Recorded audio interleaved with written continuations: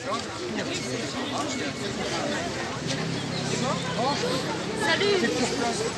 Ça va? Bien. Ça va? Bien, ouais, tranquille. Ça va? Bien? Tranquille, ouais. Bonjour. Bien, salut toi. Salut, ça va? Tu vas bien? Bien. Là, tu me passes du coup. C'est pareil, médias célébrés. Ils sont beaucoup focalisés sur le... Merci beaucoup. C'est un journal là. Hein. Si, Il n'y a pas d'autre terme. Parce que comment tu peux me dire que les médias avaient déjà tous les cris, tout était déjà dans leur truc. Voilà, tout était prêt. Donc c'est bien que même avec les médias en amont, ils étaient en connivence pour que le gamin se fasse choper et tout de suite l'information. Alors que le gamin, rien. Non, les braves merdes, vous allez bouffer grave. Moi, j'ai juste aussi un petit truc pour mes petits trolls chéris. J'ai lu un petit peu, parce que alors, le temps de prendre les métros, parce qu'avec ma jambe, je n'ai pas fait toute la manif, donc j'étais dans le métro, donc je me suis mis sur le chat. Il y en a 2 ou 3, là, ils me font trop rire. Eh, continuez, les gars. Ça fait quand même 4 ans que je vous dis, vous pouvez me mettre plus bactère, vous pouvez me mettre tout ce que vous voulez. Oh, les gars, j'en ai rien à foutre de votre opinion. Est-ce que c'est vous qui me nourrissez? Est-ce que c'est vous qui me payez mon loyer? Quand est-ce que les gens vont comprendre? C'est pas parce que c'est bouffe merde. Sûrement que quand on leur dit quelque chose, ils brillent, qu'on est tous à leur image. Quand est-ce que vous allez comprendre une chose très simple? Moi, les gens qui ne m'intéressent absolument pas, que je ne connais pas, ni d'Adam ni d'Ève, ce ne sont même pas mes camarades de combat, ce ne sont même pas mes proches, ce ne sont même pas mes intimes. Qu'est-ce que j'en ai à foutre de ce qu'ils peuvent penser de moi? Ouais, je suis pas coiffée, ouais, je parle comme une poissonnière, ouais, je suis comme ça, ouais, je suis vulgaire, je t'emmerde, raclure. Mais qu'est-ce que j'en ai à foutre? Je suis authentique. Pourquoi? Parce que moi, et ça vous avez bien compris, et c'est pour ça que vous essayez de toujours m'attaquer, je vous renvoie votre médiocrité. Je suis libre dans ma tête. Personne ne peut dire quoi que ce soit, me contrôler ou me faire faire quelque chose que je n'ai pas envie de faire. Je suis libre dans ma tête. Quand est-ce que vous allez comprendre ça? Et ça me fait rire. C'est toujours les mêmes qui en plus te disent, mais raconte n'importe quoi. Moi j'ai envie de leur dire, toi le pédocriminel, arrête de baiser ton gamin. Voilà. Puisque sans preuve, sans rien, ils sont toujours en train de dire, raconte n'importe quoi. Alors que tout ce qu'on parle, nous, avec notre intégrité morale, et ça vous ne voulez pas l'entendre, seulement les gens avec une intégrité morale parlent de sujets qu'ils ont étudiés en long, en large et en travers. Je ne parlerai que de sujets que j'ai toujours étudiés. Les choses qu'on vient me voir et me parler, que je ne connais pas, je suis la première à dire attends. Donner la réponse sur tes trolls. On peut donner la réponse sur tes trolls et que les gens comprennent pas bien que ce les médias aussi, chérie. Ben, sur l'autre, mais quand je dis les trolls. La réponse c'est Fonds Marianne. Vous avez la preuve avec le Fonds Marianne qu'ils ont payé. Et d'ailleurs, à un moment, il y a 20 000 € qui ont été dédiés à des groupes pour agir sur le net en faveur contre nous, voilà. si tu veux. Donc, les trolls, ce sont des petits macronistes, mais payés par nos impôts, d'accord? Sur la tête d'un mec qui s'est fait assassiner, hein. Ah oui, voilà. Le Fonds Marianne, c'est l'exemple. On vous a mis la preuve. Tu vois, comme tu dis toujours, le créateur, il est là, il nous montre la preuve. Oui, les preuves sont là. Les doutes, ils étaient là. On ne pouvait pas les infirmer, les confirmer. Et bien, on les confirme. C'est des usines qui sont payées pour ça. C'est pour faire noyer le poisson. Parce que l'affaire Marianne, elle est tellement importante qu'il fallait qu'elle pose à moitié nue cette pute. Je te dirais oui, non, pour parce que que ça justement, a d'attirer l'œil sur elle. non, mais parce que justement, les gens, du coup, ils sont que sur cette histoire-là. Mais c'est très bien parce que ça donne... Ça, c'est du crachat. Bah, bien c'est sûr. pour vous dire, écoutez, on vous a mis Brigitte Trogneux, pédophile à Maison Blanche. Bon, continue, on est dans notre Ah oui, quel président va un jour faire pif gadget? On a pif gadget. Déjà, il nous avait fait avec le Carlito. Et Olivier Dussopt dans il nous avait fait déjà avec la fête de la musique, là, avec la Gay Pride. Hein? Donc le mec, on te dit, on ne doit pas insulter la fonction présidentielle. Mais même lui, le président lui-même, se torche avec la fonction présidentielle. Donc pourquoi moi, simple citoyenne, je ne peux pas lui dire que c'est une ordure? Regarde Mimi Marchand, tu vois ce que je veux dire? elle avait accès.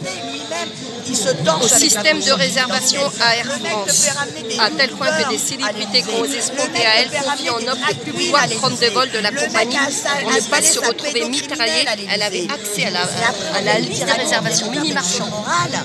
On doit être exemplaire. Mais c'est une blague. Moi, j'ai rien signé pour être exemplaire. Donc non, je ne serai jamais exemplaire. Qui Si, était dans la mariée, qui a pensée. été condamnée, qui Dans était la mariée à pensée, des mafieux exemplaire. quand même. Ses Dans deux des premiers actes. maris, c'était de la mafia. Des mecs qui étaient proches de la mafia. Elle était condamnée, elle a fait de la prison. Elle était au volant d'une camionnette qui transportait des kilos de drogue. Parce que vous avez toujours Comme peur Macron d'avoir des ici qui veut itinéraires. faire la guerre Moi, je vous le aux redis dealers encore. dans les cités, tu dis déjà, tu vas faire la guerre à ta copine mini-marchand, que t'as mis, c'est pas loin, tu vas à l'Elysée. Hein, C'était la conseillère de président. C'était l'image, tu vois, Vestimage. C'est elle qui gère la communication, le déplacement de président, tout. Mais c'est surtout une enseigne aussi plombière, tu vois. Elle tenait des boîtes d'échangistes ponctueux dans le 8e arrondissement, d'accord. Elle a fait de la prison, elle a transporté des kilos de drogue, elle a été mariée à 2 mafieux, d'accord, proches. Donc s'ils cherchent les transporteurs, ceux qui approvisionnent la France en drogue, on a des modèles. Et mieux, on a Colère, le secrétaire d'État à l'Elysée, Colère, MSC et la cocaïne. Donc si tu veux chercher les trafics de drogue, tu regardes l'affaire MSC Croisière, tu n'as pas besoin d'aller chercher sur les petits. Avant de t'occuper des petits, va t'occuper des gros. Parce que là, c'est des 100 tonnes. Hein. La filière MSC Croisière, Alexis Colère, secrétaire général de l'Elysée, et la cocaïne. Tu vois? Et ces gens-là, ils nous disent qu'on va lutter contre le trafic de drogue, et on va lutter, alors que le trafic de drogue, il va jusqu'à l'Elysée. Hein. Il est proche de l'Elysée avec Mimi Marchand et la famille d'Alexis Colère. Et donc, ils disent on va lutter contre la fraude sociale, mais ils ne te parlent pas de la fraude fiscale. Ouais. Et c'est ce que je t'ai dit. Et l'évasion fiscale. Voilà. Les vrais casseurs, ils sont au 440. Et les vrais casseurs, ils sont au gouvernement. Et les vrais fraudeurs, ils sont au 440. Donc refaire un appartement qui est classé G aux normes, on va dire D ou C, eh ben ça va coûter très cher. Donc petit à petit, quels que soient les domaines de la vie, nous glissons vers la location forcée. Parce que nous ne serons plus, il y aura de moins en moins de propriétaires, que ce soit pour les voitures ou pour les appartements. Et donc c'est une paupérisation de la population qui se fait tout doucement, enfin tout doucement mais quand même assez rapide, quand même depuis Macron, ça s'est bien accéléré. Et donc tout ça est très concret. Et l'originalité du mouvement des Gilets jaunes, c'est qu'il dure quand même depuis 4 ans. Depuis plus de 4 ans maintenant. Enfin bientôt. Donc on ne peut que vous dire de nous rejoindre et de participer à ce combat, à ces manifs spontanés qui se font un peu partout, à contester même plus que contester, protester vivement contre ces mesures liberticides. Aujourd'hui, il y a eu des arrêtés préfectoraux concernant le port de casseroles. Alors maintenant, vous êtes dans l'espace public avec une casserole et vous tapez dessus, et c'est interdit. Voilà. Risque une amende. Bon, pour l'instant, on risque une amende, voilà. Mais ça va aller de mal en pire. Hein, voilà. Donc toutes ces mesures liberticides, ça nous concerne tous. Macron, c'est Macron. Ouais, super récapitulatif de ce qui nous attend d'ici quelques mois au niveau de nos dépenses. Mais cette manifestation est également dédiée à Thierry Casasnovas. Je ne sais pas si beaucoup de gens connaissent Thierry Casasnovas. Il a fait jusque maintenant un excellent travail d'information pour vous aider à reprendre la santé à travers le biais de la nourriture. Et moi, j'étais une des premières à en profiter en écoutant simplement ses interventions sur YouTube. Donc, monsieur Thierry Casasnovas a été accusé d'être un gourou, a été mis en prison, a été traité, bref, comme un terroriste. Alors que moi, la première, j'ai pu bénéficier de ses conseils. C'est un partage que je vous fais, il est personnel, je ne vais pas trop rentrer dans les détails. Mais voilà que ça faisait à peu près 10 ans que je n'allais pas bien. Et évidemment, les médecins vous ordonnent des médicaments et ça vous donne des effets ailleurs. Jusqu'au jour où je consulte une homéopathe conventionnée, ça va pas tellement mieux. Je lui explique mes problèmes, elle me dit « Vous êtes stressé, vous n'avez qu'à aller à la campagne. » Voilà, l'ordonnance, elle est très nature, elle est très bio, hein, mais pas suffisante. Mon problème restait. Et un jour, je suis tombée sur les vidéos de monsieur Thierry Casasnovas. Il vous raconte toute son histoire, il n'est pas là par hasard, il s'est bien informé. C'est pas vrai. Et bref, j'applique ses conseils. Eh bien écoutez, ça a été tellement efficace que moi, avec le problème de santé que j'allais voir au moins 10 fois par an mon médecin à cause de ça. Et puis un jour, Macron, c'est Macron. je vais dans le cabinet de ce médecin homéopathe pour lui demander une ordonnance Macron, c'est le top. pour faire une hydrothérapie. C'est très particulier, une hydrothérapie. Et comme certaines mutuelles remboursent certains soins, alors j'expose ça à mon médecin traitant.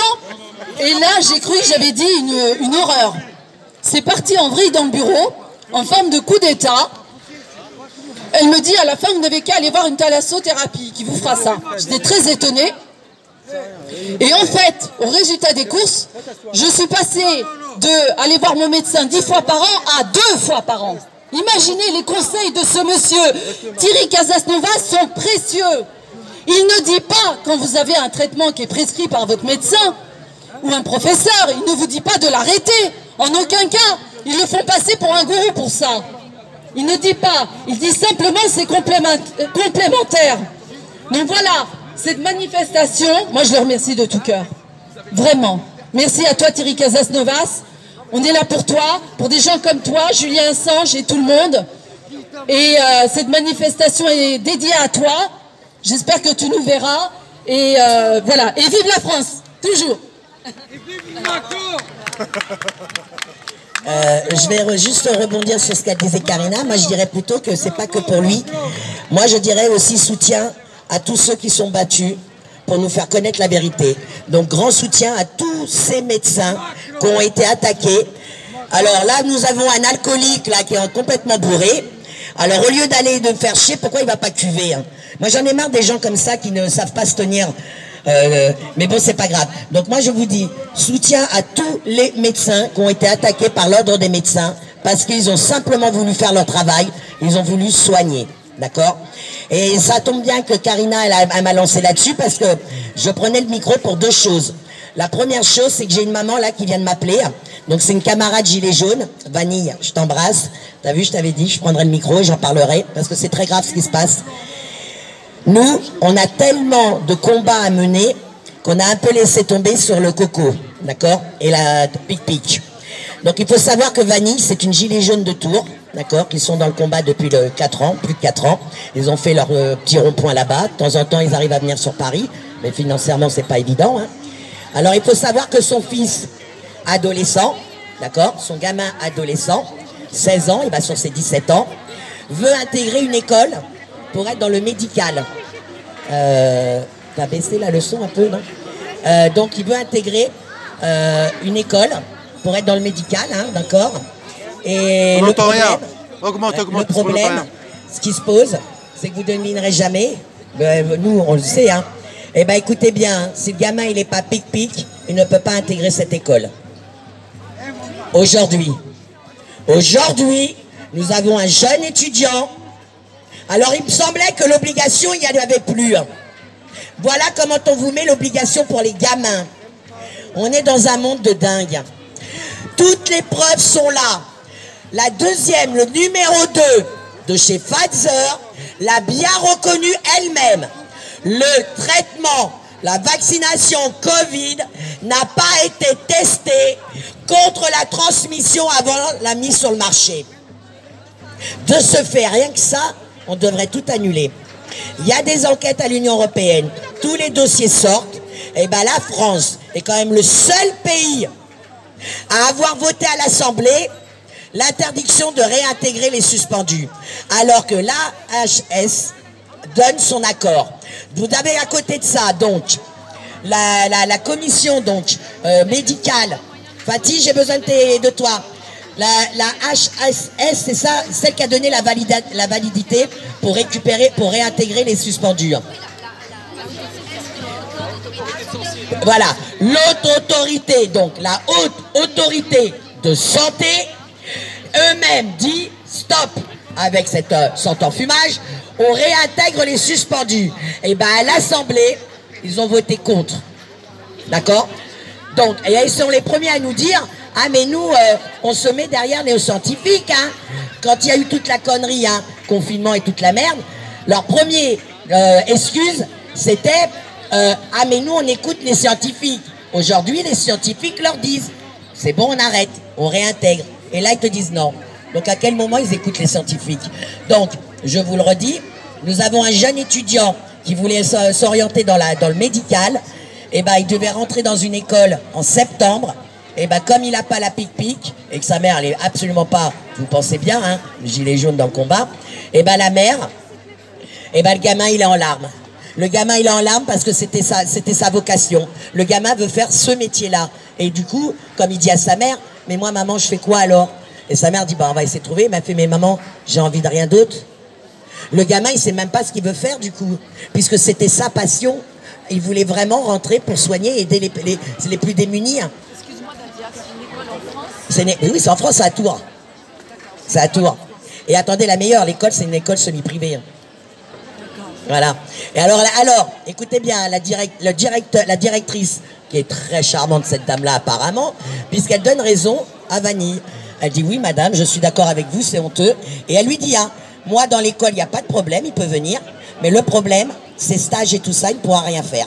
Parce que tous les stages en crèche, en hôpitaux, en EHPAD, tous demandent le pass. Le pass, hein. Ils demandent le pass. Donc ce gamin, voilà, on lui empêche. Et là, je me suis dit, purée, voilà comment ils vont vraiment réussir à tout privatiser. Parce que, vous pensez bien, entre les suspendus, bah, il manque du personnel. C'est comme ça que les lits ferment et les hôpitaux ferment. Et ben même la jeune génération qui arrive derrière pour travailler dans le milieu médical, bah, celles qui ne veulent pas se faire la pic-pic, bah, elle ne pourra pas travailler. Voilà comment on fait un désert médical. Et après, ils viennent nous donner des leçons. Bon, ça, c'était le premier sujet qui est quand même très grave. Donc, c'est pour ça que je me dis, peut-être qu'il faudrait relancer encore vraiment la com sur le coco et continuer à nous battre là-dessus. Parce que nous, on a laissé tomber parce qu'on pensait que c'était derrière nous. Et aujourd'hui, on s'aperçoit que c'est très, très loin derrière nous. Ils ne lâchent pas l'affaire avec ça. Ils veulent vraiment pique nos gamins. D'accord? Qu'ils aillent déjà piquer les leurs. Et après, on verra les nôtres. Mais c'est toujours pareil, c'est toujours les nôtres. Hein. Ah, mais eux, ils ont tous des passe-droits. Hein. Ils ont tous des passe-droits. Seulement, nous, nos gamins, eux, pendant ce temps-là, eh ben, on est en train de les détruire. Moi, je te dirais que c'est aussi la faute des parents. Hein. Pour moi, ces gamins-là, ils ont des parents indignes. Toi, Vanille, elle se bat, elle. Il faut voir les courriers, il faut voir comment elle monte en combat. Hein. Et d'ailleurs, j'en ai même un peu peur, parce qu'il faut savoir quand même qu'avec ces raclures, si vous êtes contre l'État, vous pensez bien quand vous avez des gamins, ben... placement abusif, les gars. Hein. Je vous signale que pendant la grande période Coco, les mères qui n'ont pas envoyé leurs gamins pour ne pas avoir le masque, les gamins, ils ont été placés. Hein. À Strasbourg, on a une maman comme ça, hein, qui a appelé au secours. Hein. Et il y en a d'autres comme ça, des mamans. Hein. Il y a énormément de mamans. Hein. Sébastien, bon, c'était aussi parce qu'il en avait marre d'être dans la région parisienne. Mais Seb, s'il s'est barré de son coin, c'est parce que lui, il n'a pas voulu le mettre non plus. Résultat, il fait l'école à la maison. Seb, je te passe le bonjour. Ben, heureusement qu'il s'est barré se planquer avec son gamin, parce qu'il commençait à lui chercher des noises. Parce que justement, il ne rentre pas. Vous pensez bien que l'école vont choper tous les parents et surtout les enfants qui ne rentrent pas dans le système. C'est pour ça que malheureusement, ben, on est obligé d'apprendre à nos gamins à être hypocrites, à ne pas tout dire, à pas de, voilà. Mais c'est grave quand même, on est dans une société où on doit apprendre à nos gamins à se taire et à être hypocrites. Parce que s'ils se dévoilent, il peut tomber et faire tomber la famille. Mais je vous signale que c'est la loi globale. Dans la loi globale, c'était ça. Hein. Toute personne qui était soi-disant fichée S, sa famille et toutes les connaissances étaient fichées aussi. Hein.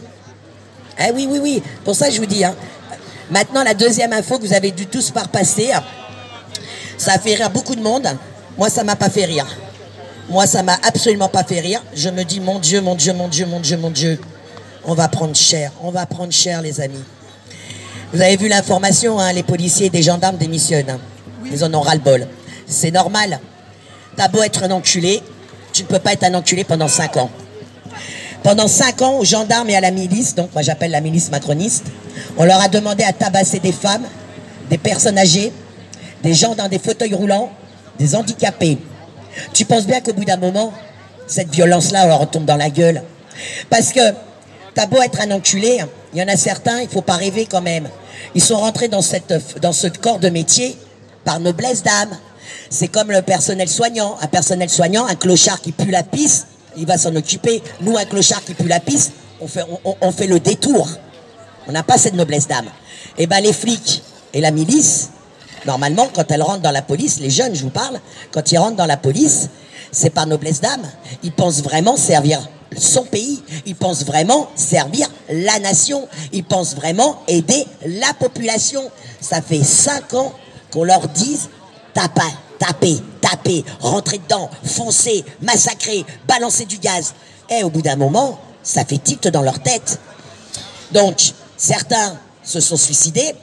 Pareil, je vous parle des vrais suicides de policiers, je vous parle pas des suicides assistés des policiers. Hein. Comme Jeanbert, hein. Le gendarme Jeanbert, j'ai toujours une pensée pour lui. Il était derrière l'affaire Émile Louis, c'est lui qui allait faire tomber un gros réseau. Hein. Et il n'y a que le teubé Émile Louis de 2 de QI qui a été attrapé. Hein. Donc Jeanbert suicidé avec 2 balles de fusil. Hein. Ils sont bons, hein. Ils sont super bons. Hein. Comme Bérégovoy, hein. Une balle dans le dos et une mardeau. Hein. Bah oui, la balle dans le dos a été passée, il a mis la mardeau. Heureusement que la mardeau, ça a suffi pour le noyer. Il aurait pu peut-être se pendre aussi, hein, parce qu'il y avait les arbres autour. Hein. Donc voilà. Donc la milice, d'accord, aujourd'hui elle en peut plus. Donc oui, certains démissionnent, parce que ça évite de se suicider. Mais là où moi j'ai peur, et je vous dis mon Dieu, c'est que c'est les bons qui partent du coup. Ce sont les bons. Ce sont ceux qui avaient une conscience qui partent. Qu'est-ce qui va nous rester ? Qu'est-ce qui va nous rester? Est-ce les 5000 personnes libérées par l'autre salope pendant le Covid? Vous savez quand même qu'il y avait plein de prisonniers qui ont été libérés pendant le Covid. C'est pas Moretti, c'était l'autre. Fatih, elle est là-bas, dommage, parce qu'elle Fatih, elle retient les noms. Moi, vous savez, j'ai un problème avec les noms. Moi, je les appelle tous des raclures. Donc, c'est peut-être pour ça que je retiens pas les noms. Parce que pour moi, c'est de la merde et j'ai pas à les nommer. Moi, la raclure, la merde, on la nomme pas normalement. Hein. Donc, voilà. Donc, qu'est-ce qui va nous rester dans les forces de l'ordre? Si les bons démissionnent, ben, il va nous rester que le genre de la brave M. Parce que la brave M, quand elle parle, je suis désolé, hein, ils ont été les chercher dans les cités, les mecs. Hein. Ils ont les mêmes paroles que les cités. Hein. Et moi, je m'en étais même pas fait gaffe, c'est Fatih qui m'a fait la remarque. J'ai pas vécu en cité. Donc... Et Fatih, elle m'a dit, Nadia, ils te parlent comme les mecs de cité. C'est hallucinant. Il y a eu un témoignage d'un agent de police, il le confirme. Et c'est ce que j'allais venir là. Et je vous signale donc, pour que vous compreniez bien ce que c'est la milice, allez voir la vidéo de Laurent Bigot. Laurent Bigot, ancien préfet de police. Laurent Bigot, ancien préfet de police. Ah mais il balance du lourd. Et d'ailleurs, quand il a fini son interview, il a dit une chose que nous on le dit nous-mêmes, moi la première, et pourtant ceux qui marchent avec moi savent que j'avais un profond respect pour l'uniforme. Demain, ils s'en prennent plein la gueule, je pense que je serais dans le lot à leur mettre plein la gueule. Alors j'aurais été j'étais la première à les défendre, toute ma vie je les ai défendus. Je me suis fâché même avec des amis parce que justement ils les mettaient plus bactères. Mais aujourd'hui je vois la réalité de cette milice, elle peut crever. La milice, vous pouvez crever. Et donc, le préfet, l'ancien préfet de police, a bien dit, hein, je ne plains pas les policiers, ils ne reçoivent ce qu'ils méritent. Il a dit comme ça, ils reçoivent ce qu'ils méritent. Et c'est un ancien préfet de police qui parle de la milice. Le mec, il vient dans les manifs. Il est tellement outré que le mec vient aussi dans les manifs. Et il les interpelle. Et il y a une autre vidéo qui circule, que quelqu'un a posté, parce qu'il l'a reconnu. Et tu vois, alors oui, il a son masque, donc on le reconnaît pas trop, mais on reconnaît bien sa voix. Et il est là, il interpelle les gars, et il leur dit, oh, les gars, vous faites de la merde. Comme ça, il leur dit, hein, vous faites de la merde, vous êtes hors la loi. Ils sont hors la loi depuis le début. Mais comme nous, on n'est pas assez armés avec les lois, ils nous baissent comme ça. Moi, maintenant, grâce à ma Fatih, grâce à elle qui nous sort les lois, je peux te dire que quand le flic il vient pour nous interpeller ou pour nous en faire enlever le chasuble, bah ils ont tout faux avec nous. Hein. Et au final, c'est, bon allez, circulez, allez, circulez. Bah oui, hein, mon gars, je te mets la loi dans ta gueule. Si toi tu la connais pas la loi, moi je la connais maintenant la loi. Et donc tu m'empêcheras plus jamais de circuler librement, de parler librement et d'afficher toutes les couleurs que je veux. D'accord? Et ça, on devrait être tous comme ça. On devrait tous s'informer sur nos droits et leur mettre dans la gueule. Donc voilà. Et pour finir, je vous dis merci les camarades. Ça, c'est encore pour nos petits trolls. Alors oui, on n'était pas nombreux aujourd'hui, mais parce qu'il y avait d'autres manifestations. Donc il y avait le soutien à Fortillan. Donc voilà, Grégory avait fait le soutien à Fortillan. Donc on peut pas être, voilà, on peut pas se diviser en deux. Mais moi, ce que je peux dire, c'est que oui, effectivement, on est peut-être peu nombreux. Mais moi, je l'ai toujours dit, hein, et j'ai toujours marché comme ça dans la vie de tous les jours. Je préfère un petit steak de Kobe de 100 grammes qu'une putain d'entrecôte de 250 grammes qui est une semelle de botte, de pompe, qui est dure comme la pierre. J'ai toujours préféré la qualité à la quantité. Et c'est la qualité qui compte. Et c'est notre qualité qui fera remonter les discours. Et donc voilà, merci à nous tous. On est toujours là, on lâche rien. Et pour ceux qui ne comprennent pas, ça fait 4 ans et demi qu'on est là, tous les samedis. D'accord? Donc quand j'entends, ah tiens, les gilets jaunes sont revenus, on n'est jamais parti. Ça fait 4 ans et demi qu'il vent, qu'il neige, qu'il fait 40 degrés. Tous les samedis, vous avez une manifestation gilets jaunes déclarée. Voire d'autres, il y en a même plusieurs, mais vous en avez au moins toujours une de déclarée. Et dès la sortie du premier confinement, on était sur le taquet. Notre groupe, tout notre groupe, on était sur le taquet. On a tout de suite attaqué la dictature sanitaire et on était là. Et je tiens quand même à préciser, là j'avais un peu en travers de la gorge, Fatih, elle dira, dès le confinement, bah, le samedi d'après, on a été confinés le lundi au soir au mardi 14, d'accord? Le samedi, devinez qui les deux seuls connes, avec leur gilet et la com dessus, à faire la manif? Fatih et moi-même, d'accord? Nous, pendant les 2 premiers samedis du confinement, on était quand même sortis avec nos gilets et on a fait la com. Et on a lâché parce que on était que seuls. On était tout seuls dans la rue, il n'y avait personne dans la rue. On a fait la manif pour les moineaux, les pigeons. Mais on était à Bastille. On était à Bastille, on a remonté l'avenue, merde, l'avenue qui va à l'hôpital là. Non, donc voilà, moi je dis soyons fiers de nous, parce que malgré toutes les attaques qu'on subit, malgré toutes les insultes qu'on subit, eh ben on n'a rien lâché, on est toujours là. Mais je pense que les gens qui nous insultent, ils ne comprennent pas pourquoi on est toujours là. Mais moi je vais vous le dire, vous savez pourquoi ils ne comprennent pas? Parce que ces gens-là, c'est des pleutres, c'est des lâches, ils n'ont aucune valeur, ils n'ont aucune conviction. Et ils ne comprennent pas des gens comme nous qui avons des convictions chevilles au corps. Ils ne comprennent pas qu'on se bat pour nos valeurs. Et ça, on le fera jusqu'à la mort. Jusqu'à la mort, on se battra pour nos convictions. On crèvera pour nos convictions. Mais comme ces gens-là n'ont aucune conviction, comme c'est des... Moi, j'appelle ça les lopettes. Hein. Un coup, ils donnent le fion, un coup, ils donnent la bouche... Voilà, tous les trous qui peuvent se prendre, ils le prennent. C'est pas un problème, moi j'en ai rien à foutre. Mais en attendant, ces gens-là ne pourront jamais nous comprendre et ne pourront jamais nous rejoindre. Parce qu'ils en ont rien à foutre. Eux, on leur a dit, mettez une muselière à votre gosse pendant 8 heures, pendant plus d'1 an et demi, ben ils l'ont fait. Demain, on leur dit... On leur fait des cours d'éducation sexuelle. Là, ça va très loin dans leur cours d'éducation sexuelle, dans leur délire. Là, ils ont... Je sais pas si vous avez vu, Marie-Jeanne, t'as vu la dernière en date? Donc, après les tableaux de maîtres, soi-disant d'art, au Palais de Tokyo, là, actuellement, ils ont une grande statue. Écoutez la meilleure. Hein. Donc, c'est une statue. C'est un mec. C'est un mec. Les attributs du mec. Mais avec une poitrine de femme. Et un enfant dans les mains. Et il allaite. Eh oui, messieurs, vous allez allaiter les bébés maintenant. Après le fait que un homme est tombé enceinte, a fait un enfant, nous avons maintenant la statue. Non, ce n'était pas un homme, c'est une femme avec ses attributs de grossesse. Alors, je ne sais plus c'est où, mais voilà, je vais vous le montrer, je l'ai dans mon téléphone, je vais vous montrer la nouvelle statue. Alors, je crois que c'est en Hollande ou en Angleterre. Maintenant, ça me revient, je crois que c'est en Hollande, il me semble. Il ne faut pas oublier que les Pays-Bas ont adopté un parti politique qui prône la pédophilie. Hein. Faut pas oublier. Hein. Il avait été dissous et il est revenu en force. Hein. Bah oui, hein. Vu que ils peuvent tous se permettre. Hein. Vous avez le Dalai Lama là, qui tend, excuse-moi ma langue. Est-ce que vous avez remarqué qu'ils ne se cachent plus? Les pédocriminels ne se cachent plus. Pourquoi? Parce qu'on a tellement détruit la jeunesse et que les parents n'ont pas bougé leur cul pour défendre leur progéniture. Les parents ne se bougent pas pour interdire les cours d'éducation sexuelle dès aux plus petits. Pourquoi tu veux qu'ils se prennent?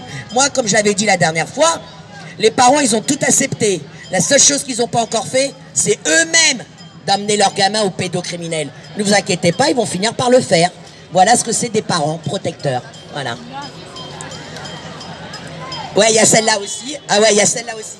Alors celle-là, elle est pas mal aussi. C'est donc une... Alors celle-là, c'est le contraire. Hein. C'est une femme avec qui on lui a fait un pénis. Tu vois, ça, c'est une femme avec le pénis. Voilà. Ça, c'est encore une autre. Ça, c'est une femme avec le pénis. Mais vous avez aussi l'homme. Vous avez aussi l'homme avec une poitrine et un enfant et qui fait allaiter un enfant. Voilà. Un enfant dans les bras et il donne l'allaitement. Voilà. Voilà dans le monde qu'on veut nous emmener. Et voilà ce que les gens acceptent et qui ne se battent pas. Alors, qui ne se battent pas pour leur survie, qui ne se battent pas pour leurs acquis. Je veux bien. Mais merde, parents, vous vous battez même pas pour vos gosses. Mais moi, j'hallucine. Hein. Donc, est-ce que... Des fois, je me demande, est-ce qu'il ne faut pas, justement... je sais pas, qu'une bonne partie de l'humanité disparaisse une bonne fois pour toutes, pour laisser la place aux gens bienveillants, à les vraies valeurs, les valeurs de la famille. Ce n'est pas pour rien qu'on vous a mis parent 1 et parent 2. Hein. C'est pour encore vous baiser la gueule. Hein. C'est pour vous montrer que vous n'êtes plus des parents. Hein. Vos gosses appartiennent à l'État. Et quand on voit que l'État et les pédocriminels satanisent, ben merde. Moi, en tout cas, ça me fait peur. Donc voilà, merci bien.